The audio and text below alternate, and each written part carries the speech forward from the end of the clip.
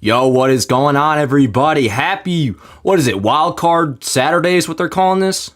Now, to be honest with you guys, I'm not too much of like a general football fan myself. I watch hella Jets, but that season is kind of in the past for me, although right now I do have the tail end of Browns-Texans. It looks like the Browns are caught and getting bailed out, or blown out, excuse me. But yo, how's everybody doing? I figured we would come on here, and before the 8 o'clock game gets going, which I'm going to my boy's house for that, probably just to hang out and play some MLB The Show.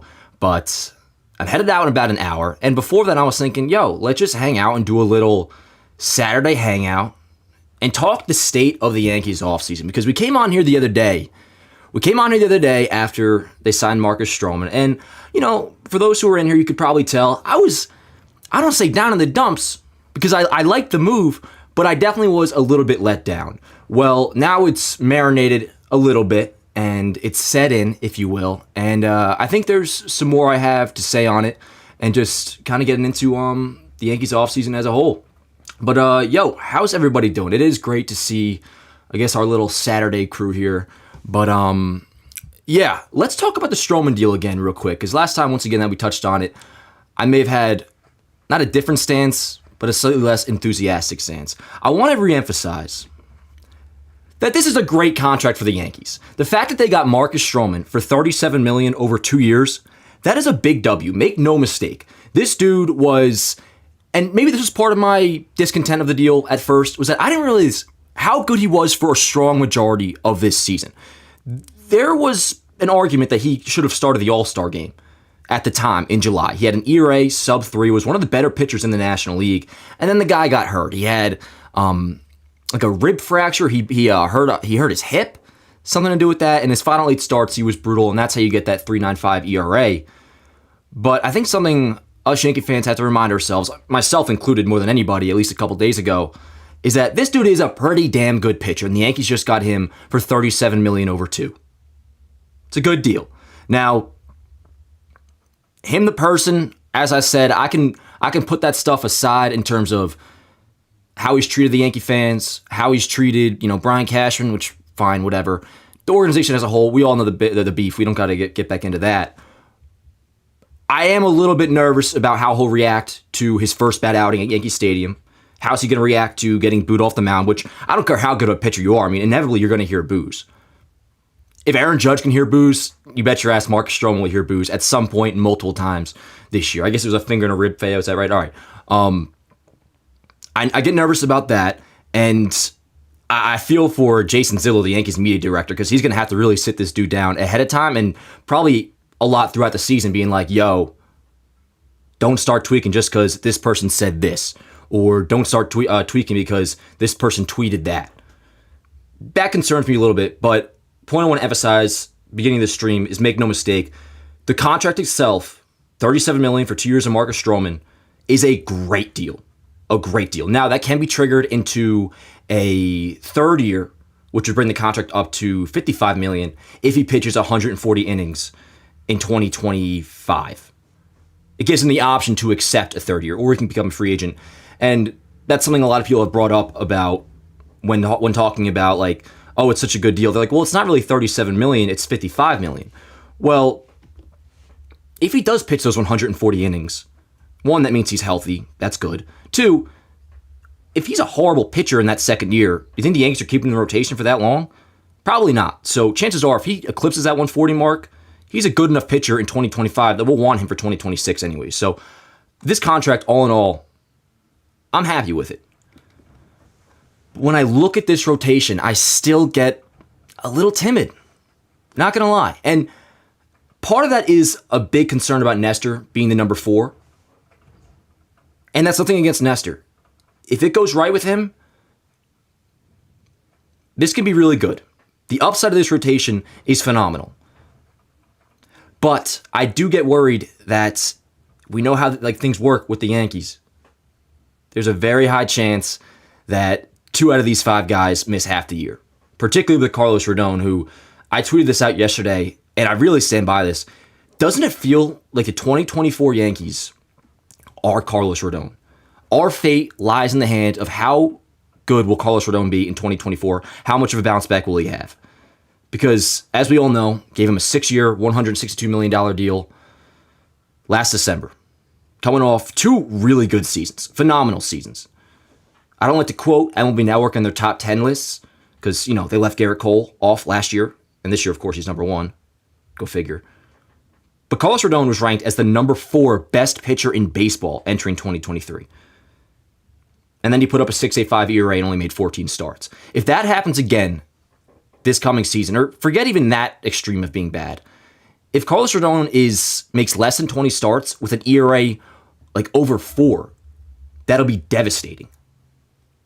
And I don't want to sound dramatic by saying, the season is going to be a total bust if Carlos Rodon doesn't turn around. That's not necessarily the case, but the hunch I get inside is that either Carlos Rodon turns this around, or whether it's just not winning the World Series, not winning the AL East, or not making the playoffs, I don't know. I feel like if Carlos Rodon doesn't bounce back, we might be headed towards some sort of the latter. I do think this team makes the playoffs. Playoffs, mainly because I'm very pleased with their lineup. Very pleased with the lineup. You look at this offseason overall, which is kind of the vibe of this stream, and we'll go into the their full list of offseason moves in a second. But offensively, the Yankees have done a very good job, I think, in correcting this lineup. Now, that's assuming they keep Gleyber Torres, which at this point, I'm a lot less nervous than I was earlier in the year. For those who watched my offseason blueprint, which remember I combined like hope with some realism, and the realism side of that I factored in was I think they're going to trade Gleyber Torres. I was much more nervous about that then than I am now. I think he stays. Because if not, then the landscape of the lineup totally changes. But what you're looking at right here, the balance, the depth to it, especially if Austin Wells and Anthony Volpe put up solid numbers this coming year. That would really change it. But Alex Verdugo, hyped about him. I think you put him in a clubhouse with, and I don't know this for sure, obviously, but a lot of people bring up how much of a cancer he was in Boston last year. And I get that. Alex Cora apparently hated him because he was like, I don't know if diva is the word. He was just a punk. Thing is, though, he wasn't in a clubhouse with Aaron Judge, Garrett Cole, Giancarlo Stanton. Pretty big names that you would like to think he's going to respect and not act out in front of, or you know what I'm saying? I don't get worried about that in the Yankees clubhouse, and not to mention, it's a walk year for the dude. I think Alex Verdugo has a chance of being the most, or one of the most underrated acquisitions of this winter. Excited about him. Juan Soto, goes without saying. We don't even have to talk about that. He's a beast, can't wait. Giancarlo Stanton, as much as Carlos Rodon is an X factor for the pitching rotation and the whole team as a whole, Giancarlo Stanton, when it comes to the offense, is that. We all know the deal. Worst year of his career, and not just by a small margin. The way he finished, OPS below 700, damn. Negative WAR, obviously the batting average below 200. It was a brutal season for Stan. He's got to get back to, I think, what we should still expect at this point in his career. Granted, he is 34, so he's getting up there in age. Only has, 24, 25, 26, 27. 4 more years left as a Yankee. Time flies. He's still only 34. I think we can expect or have reasonable expectations that he can get close to that 2021 self. Not necessarily 870 OPS, but for the love of God, please give me upper 700s or over 800. And something we've heard and something we're seeing is that he's changed up his offseason program. He is slimming down, maybe doing a little bit more yoga. And you can see in this picture, the dude does look slim. In my system here, I have this graphic labeled as Slim Stanton. He's looking slim. And if that keeps him on the field, word. Some people have talked about, that's going to contribute to a loss of power. The dude is still roped. He's jacked. I don't get worried about that. And, if it does turn into a thing where, okay, you can get him to play 130 plus games, that's great. And if he hits only, 30 home runs instead of 35, 40, bottom line is we need a healthy Giancarlo Stanton for 130 plus games. And I look at last year, and I don't think, even though he played over 100 games in the second half, he was technically healthy, quote unquote, I don't think that was a healthy Giancarlo Stanton. Maybe it was, but the IL rust seemed to just last all season long if that were the case. You look at the Giancarlo Stanton that we saw in April of 2023, it looked like vintage Stan. Crushing homers, OPS in the 800s, and then when he came back, and Sean Casey talked about this a little bit, he seemed a lot more stiff. Obviously, as we know, wasn't touching fastballs, couldn't touch right-handed pitching, period. which is obviously a big issue. If he replicates that again this next year, there's not gonna be much of a difference in his offense. But I'd like to think we know how hard Giancarlo Stanton works, and the dude is still pretty damn good. He's not that old. I'm expecting a bounce back. So while Rodon's the X factor to the pitching, Stanton is, without question, I think we can all agree, the X factor to the lineup, which is a lineup that I like a lot. How are you guys feeling? Nicholas Termini, how you doing, man? Long time no see on my end because I haven't been doing these. Hey, Dan, I have a question. What happened to those Yankee clutch home runs for each season? Oh, those videos. Yeah, I used to do those. To be honest, the only real like highlights that I post now and make is like the game highlights. Other than that, I don't do too much of like the overall play. I gotta like allocate my time as best as I can, and whether it's the live streams or the game highlights come 2024 or just the regular season. That usually takes up most of my time. But there's like so many channels now that make good highlights, like the Giancarlo Stanton one right here that I was just running. This is courtesy of Fireside Yankees, who I love everything that Fireside Yankees does. They just dropped this a couple days ago, and it was like a longest moonshots of Stanton's career or something like that. So there's plenty of sources for Yankee highlights out there. Not just me or what this channel used to be. Maybe you like that rhyme. But yo, in the chat, you guys let me know. Do I have any Snell highlights? I do not have Snell highlights right now, but if we were to, get Snell, I would. Or if there was like more talk of it, I'd have it ready. Fail, fire away, man. Of course you can ask me a question. Dude, you went live when NY Recaps had Ken Rosenthal on. Oh, get out of here. Really? He's got Ken on? He's working with, I think, the Foul Territory guys now.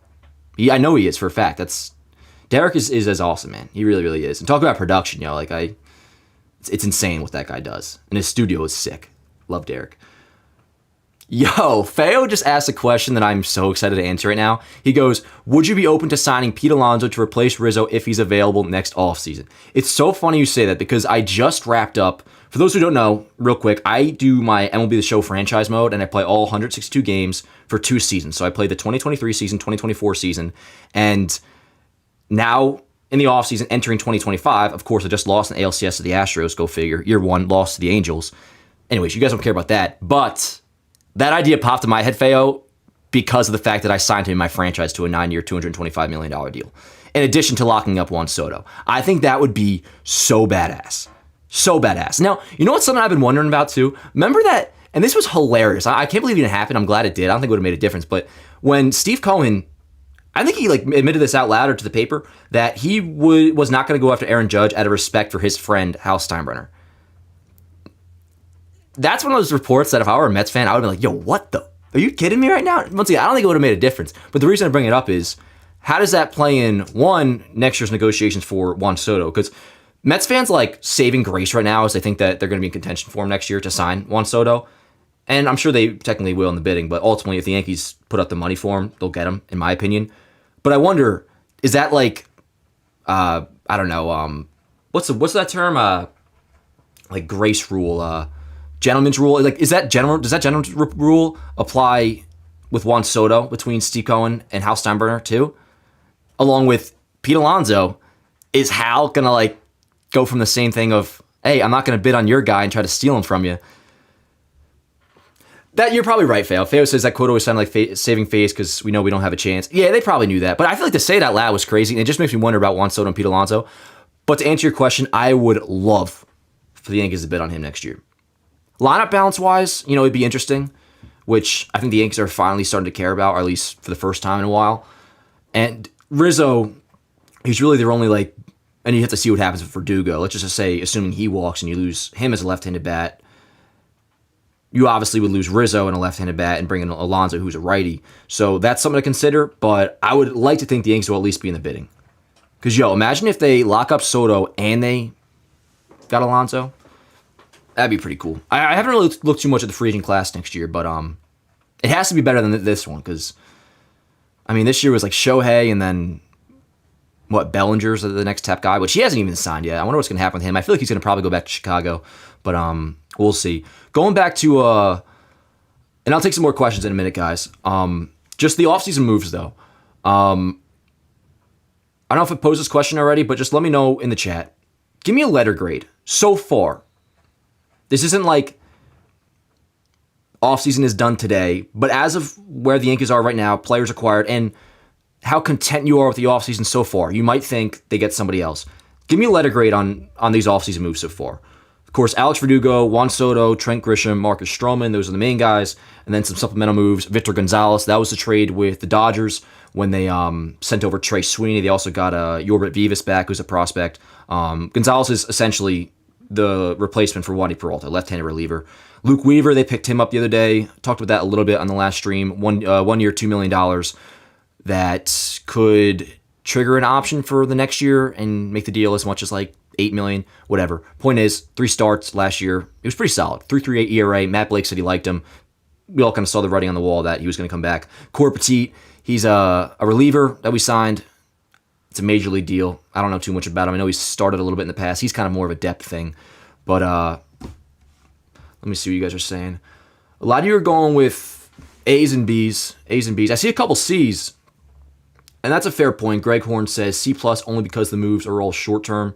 Well, it's kind of fair because it's not like the Yankees really had anything they could do about making Juan Soto a long-term move. He's hitting free agency no matter what. I would say for me personally, probably around a B. Probably around a B right now. But if the offseason were to end...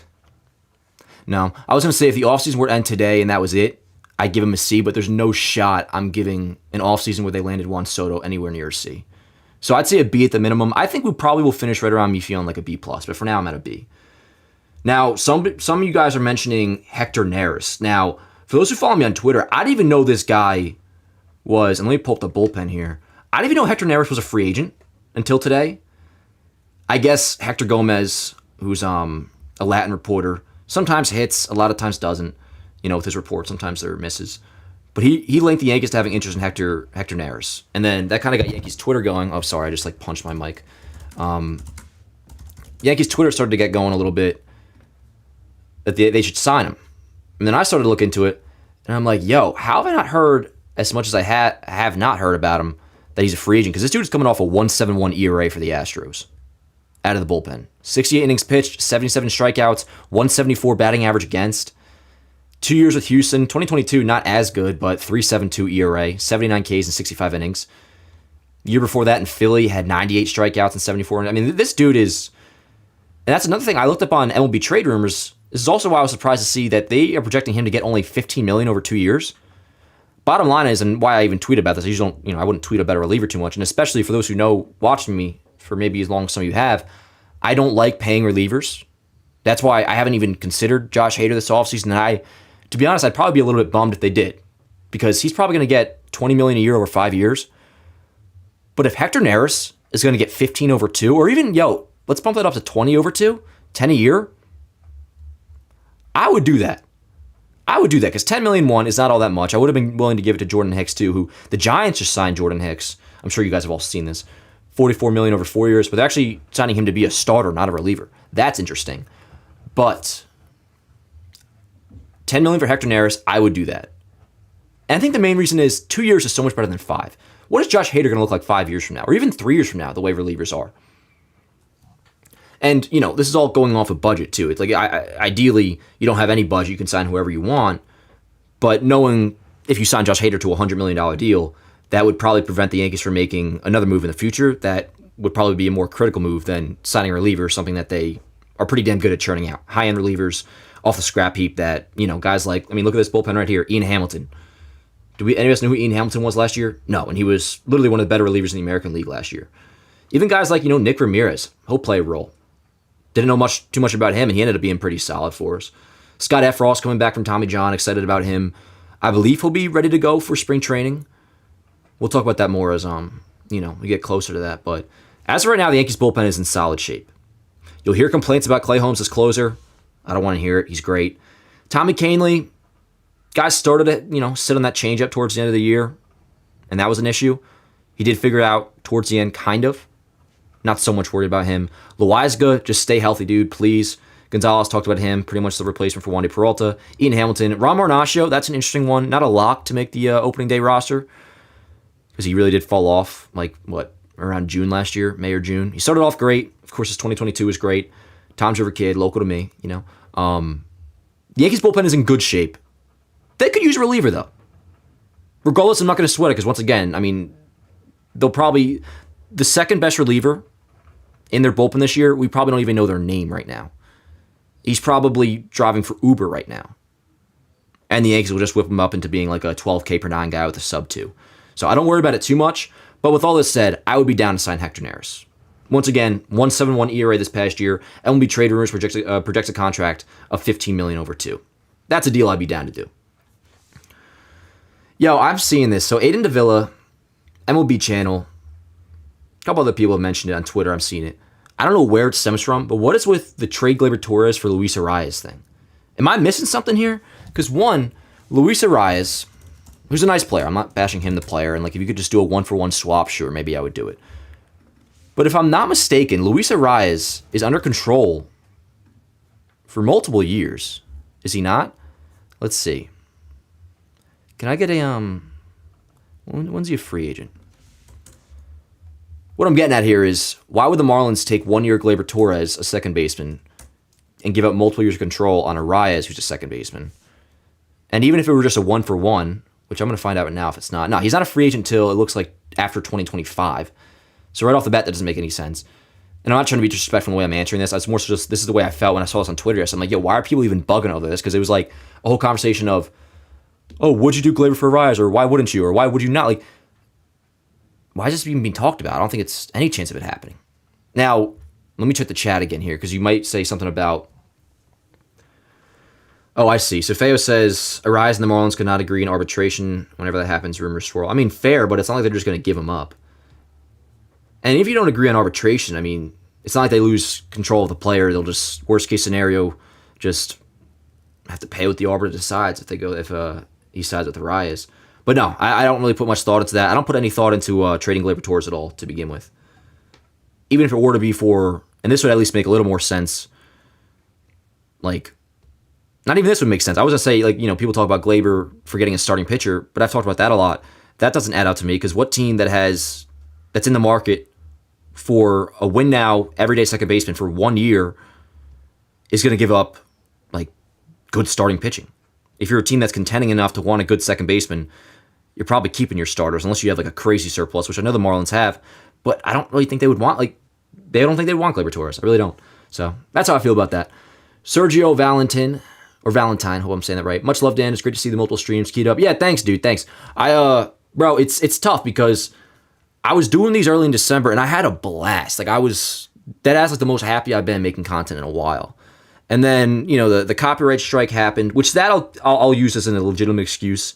That was for, I believe, 10 days. After that, I kind of just... By the time that was up, Yamamoto signed with the Dodgers. That bummed me out a little bit. And then the holidays, I kind of got a little lost in like the last few weeks. And I don't want to set anything in stone. But my ideal life, I'm doing this like every day. That's not realistic, so don't expect that. But if I can get on here at least like one or two times a week, at least during the off season, and then we'll establish something new during the regular season, I'm all for it, bro, because I appreciate you, bro. I love doing these streams. Feo says Arias is the worst defensive second baseman in the league. No, he might be. I don't know, man, but I'll take your word for it, Feo. I don't follow too much around the league. I mean, I do, probably just because I do baseball today and stuff, but I'll take your word for it. Torres alone is enough for Arias. Adding Jones, Peraza, and Pereira for him is straight garbage.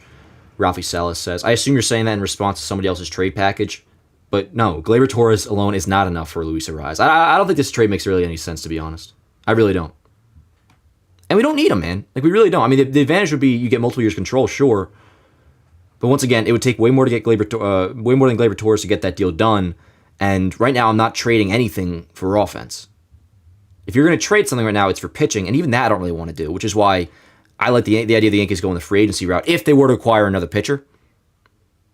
But that's probably not happening. That's another thing I've kind of come to terms with. I don't think the Yankees are going to get Blake Snell. We'll be monitoring the market very tightly. And any little slight rumor from a legitimate source about Blake Snell or, let's say Jordan Montgomery, whoever, I will come on here and talk about it. I've come down a little bit. I think this is the Yankees rotation. Mainly because this should be enough to get them by till the deadline. Which also works out, or we don't really have a choice for it to work out, because it really does sound like Shane Bieber, Corbin Burns, maybe even Dylan Cease too, are all staying put until the deadline.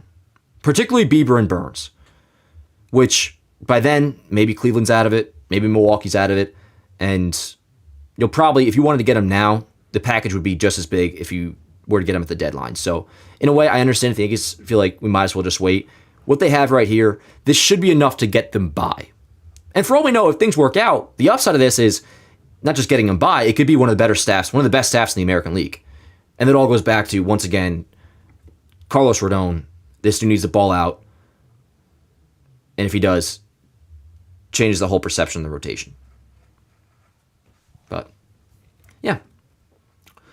Victor Hernandez says, Verdugo leadoff versus righties, DJ versus lefties. I'm down for that. I don't have my multiple slides in here for the lineup. Like I had, when we first got Soto, I had a righty lineup and a lefty lineup. I'm down for that. There's a chance they don't even play Verdugo against lefties because the splits are so stark. Sam G says, Gleyber going to be on another team next season and we'll still be talking about trade him. Yo, facts, bro. That's funny as hell. Very true. I just say, going back to the lineup, this is a good lineup. Especially for a team that is clearly kind of going all in on 2024. At least that's the mindset right now. Like 2024 is the year. We have one, kind of like, not a 1 year window, because you still have Judge for a while, you still have Cole for a while, and you figure they're going to sign Juan Soto long term too. Knock on wood. But in terms of short-term picture, it is 2024. Why would you trade Gleyber Torres? All you have is 2024. And this is your lineup. This is a nice lineup. And I love Stanton batting 6, by the way.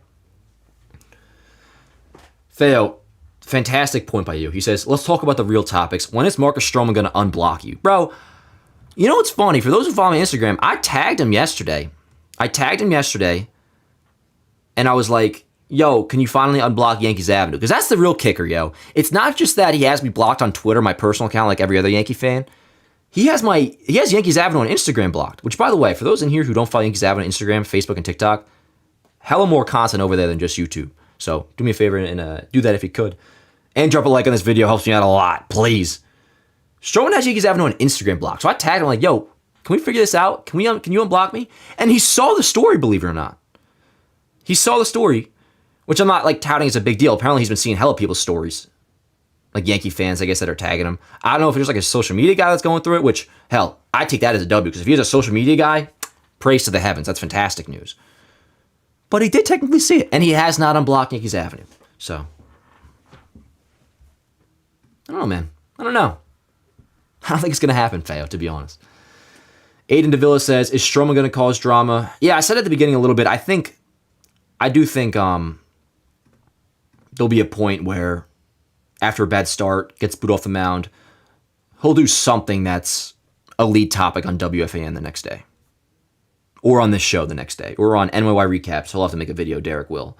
NYY Underground, they'll have to talk about it. Michael K. Show will lead with it. Like, I'm sure there'll be something for sure over the course of this contract, over the 2 years. But I'm sure it'll happen this year, and probably pretty early on. I bet it's April or May. Strowman's first reaction, or even just liking a tweet saying, like, a Yankee fan who booed him should fucking jump off a bridge. Like, some shit like that'll happen, and I feel like that's what'll be the first main story with Strowman, but maybe it won't be. And in the end, and this is why I can get over all this stuff, if he's good on the field, that's all I care about. It's really all I care about. And Marcus Strowman on the field, I love. And I'm not just talking about the stats. His on the field presence, like, while his persona off the field makes me want to fucking drink bleach, or the thought of it in Yankee world makes me want to drink bleach, his persona on the mound is badass. Like, he is a gamer. This dude is gonna, like, put it all on the field to try to win for the Yankees, and that's like, what more could you want? So that's another thing I've thought about over the past few days that's made me warm up to Strowman a little more. Like, when he's pitching, he's a fucking dog. I think that's kind of indisputable. It's just the off-the-field stuff that is insufferable. Nick says, Stanton's likely batting 4th on opening day, maybe 5th. Yeah, I mean, there's a good possibility of it, dude, but this is just the route that I would go. And Jack Curry, when he gave his projected lineup, not that's the exact same thing, but in terms of having Stanton lower, around like the 5, or in my case, the 6 hole, he did the same thing, and for the same reason that it kind of sends Stanton a message. Like, yo, you are not entitled to the cleanup spot. And I love Giancarlo. I really, really do. But once again, the dude is coming off a year where he had an OPS below 700, a negative WAR, a WRC plus below 90, batting average below 200. it sends him a message, I think, that, yo, once again, you're not entitled to anything. And more so just the lineup itself looks so much better that way. I think leading off with DJ, and then, as somebody else mentioned before, Verdugo, platooning him against lefties or against righties would make sense in the leadoff spot. Judge, too, I like that a lot. Juan Soto behind him, I think Judge is going to probably, not kidding, flirt with breaking the record again this year. I think 63 is on the table. It almost was last year if he stayed healthy. And now finally having legitimate protection, and not just legitimate protection, I mean like arguably some of the greatest protection of all time behind you in Juan Soto. I think him in the 3-hole, Soto, makes sense. Rizzo batting fourth. You do have the back-to-back lefties there, which you would try to avoid typically, but Rizzo matches lefties. He's better against lefties, so that's really not an issue. I like him in the 4 spot. Gleyber in the 5-hole. I think that's great too. He's situational hitting-wise, especially this past year with the strikeouts going down, having him before Stanton and, after Rizzo. I think that makes a lot of sense. And he is, right now, probably still their 3rd best hitter.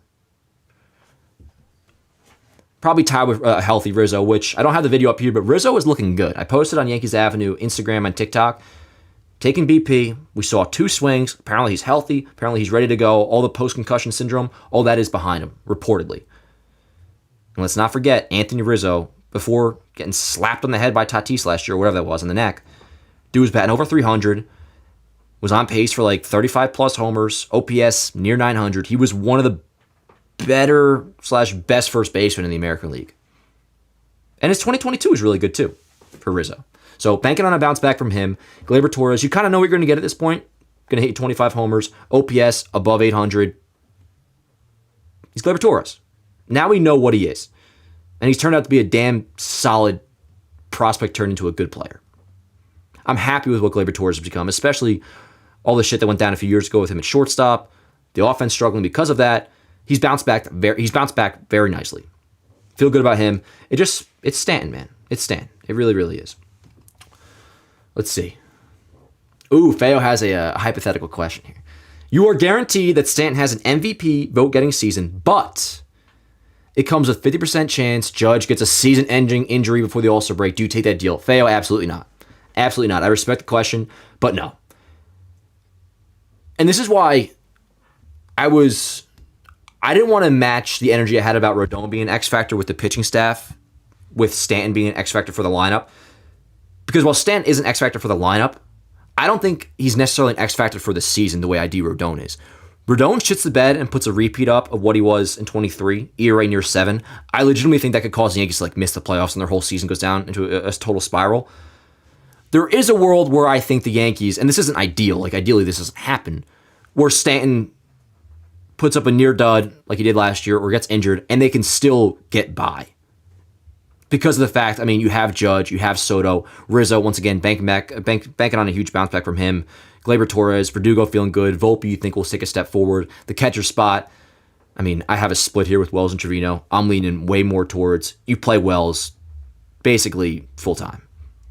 That should be an upgrade offensively. Bottom line is, the offense, I think, is going to take such a step forward this next year in 2024 that while it wouldn't be ideal and it would suck and it may still cause a lot of problems, I think we might still be able to get by. Whereas if Rodon shits the bed, I don't think that is true.